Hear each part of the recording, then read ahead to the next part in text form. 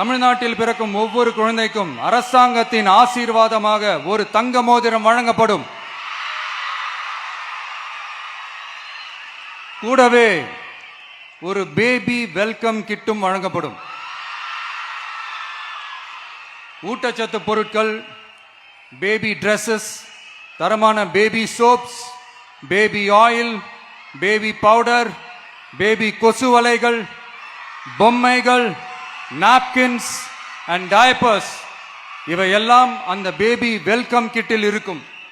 அடுத்து, பெண்களுக்கு மிகவும் தேவையான நாட்களில் பொது விநியோகம் நடக்கும் இடங்களான ரேஷன் கடைகள் மற்றும் பள்ளிகள், கல்லூரிகள் மூலம் அனைத்து பெண்களுக்கும் விலையில்லா சானிட்டரி பேட்ஸ்,